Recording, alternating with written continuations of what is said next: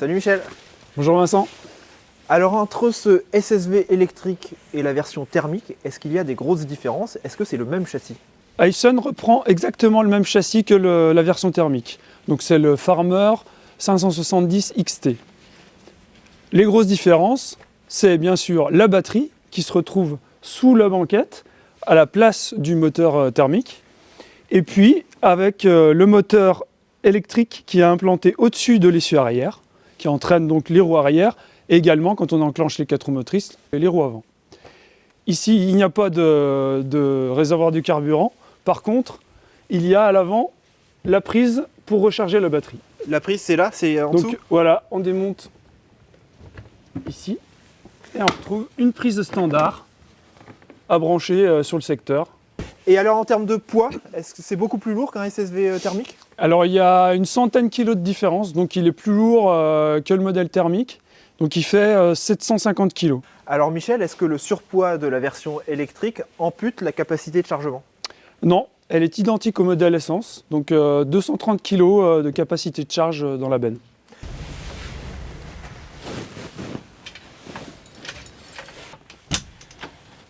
Salut David. Salut Vincent. Alors tu as essayé ce SSV pendant 2 jours. Quel a été le protocole d'essai? Qu'est-ce que vous avez testé? Pendant 2 jours, on a fait de la route, on a fait du chargement et on a fait également du franchissement. Alors comment ça se passe au niveau franchissement par rapport à un modèle thermique?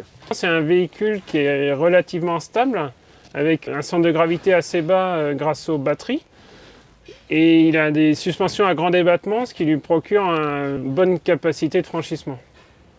Et il y a de la puissance, il y a ce qu'il faut? Alors l'avantage de l'électrique, c'est qu'on a une approche très précise de l'avancement. Donc pour passer les endroits les plus difficiles, c'est quand même un vrai atout. David, tu as également pu essayer ce SSV sur route. Quel est ton ressenti? Sur la route, le gros avantage, c'est le silence. C'est un véhicule dans lequel on peut circuler à deux et discuter sans hausser la voix. Après, en termes de conduite, il est sécurisant, il freine bien. On est en freinage classique avec des freins à disque, mais on n'a pas d'assistance anti-blocage. Et avec ce SSV, tu roules à combien? C'est un véhicule qui est assez vif, mais qui perd en vivacité au fur et à mesure de la décharge de la batterie, notamment à partir de 50%, on sent qu'il devient plus mou. Et en termes d'allure maximale, on a mesuré sur route 40 km/h, alors qu'en réalité, le compteur affiche 50 km/h. Et alors ces 40 km/h sur le plat, en côte, tu le tiens pas? Alors en côte, ici on est dans une région assez vallonnée, et dans les côtes, on est plutôt à 30 km/h. Alors Michel, qu'est-ce que ça donne concrètement en termes d'autonomie? Alors l'autonomie annoncée par Hyson, c'est entre 60 et 120 km en fonction des conditions d'utilisation, la température, le dénivelé, la charge, etc.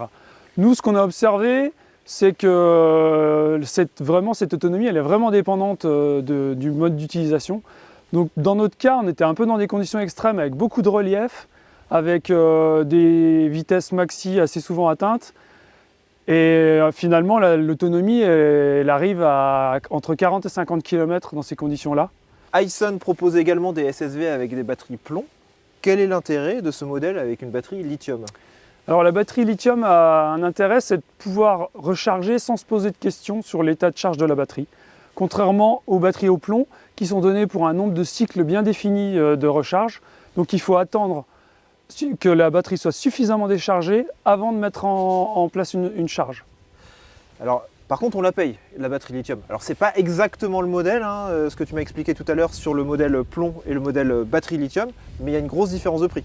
Ce modèle-ci, sans la cabine, il est affiché à 25 000 € hors taxe, alors que le modèle équivalent en batterie au plomb, il est à 11 500 € hors taxe.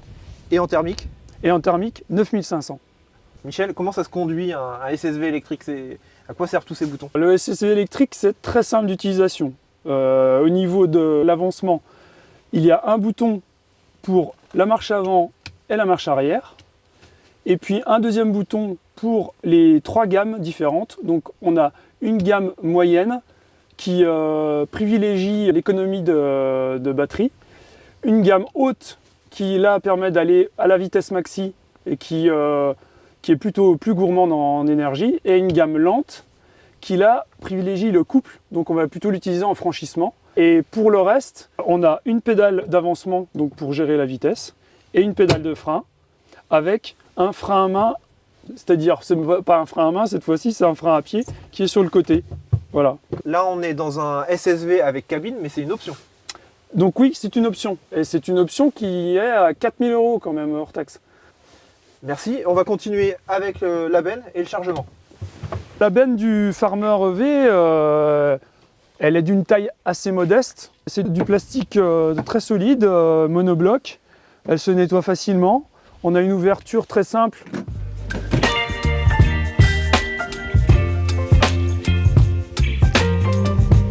Sébastien, tu es éleveur dans le pays d'Auge, alors tu as pu un peu essayer ce SSV. Quel est ton ressenti? Bonne machine, agréable de ne pas avoir de bruit, je trouve. Notamment certainement avec les animaux, de ne pas avoir de bruit, de pouvoir s'arrêter, faire quelque chose sans vouloir l'éteindre, le rallumer. Et au niveau puissance, franchissement, tu l'as utilisé un petit peu dans les champs, c'était suffisant? Le franchissement très bien, avec des franchissements qu'on a pu passer, très bonne garde au sol. Au niveau batterie, je trouve que quand on arrive en fin de batterie, peut-être un petit peu juste. Mais sinon, répond très bien, très maniable. Très maniable pour faire des demi-tours, pour accéder à des endroits. Par rapport à un quad, par exemple, on a un gabarit qui est supérieur, mais on passe bien. Selon les tests de David et Michel, dans la réalité, l'autonomie, elle est entre 40 et 60 km par jour. Est-ce que c'est suffisant pour toi? Dans une ferme, oui, je pense, suffisant. Après, tout dépend la saison, certainement. Peut-être qu'en milieu de journée, il faudrait recharger quand on est en saison de clôture, en saison de vraiment utilisation intense, quoi. Alors, ce type de SSV électrique avec sa batterie lithium, est-ce que c'est le genre de produit que tu pourrais acheter pour ton exploitation?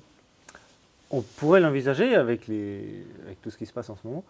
J'avoue que peut-être le prix qui est un frein, peut-être, par rapport à un thermique. Alors, un critère important, la cabine ou pas? La cabine, oui. En élevage comme nous, je pense, pour aller voir les animaux, n'importe quel moment, au printemps, qu'ils ventent, oui, pourquoi pas la cabine. Ce SSV électrique, tu l'utiliserais comment sur ton exploitation au quotidien? Aller voir les animaux, entretien des clôtures, déplacement des animaux. Alors là, à ce moment-là, comme on est souvent 3 à travailler, on peut éventuellement être à 3 en cabine, et là, ça peut être pratique.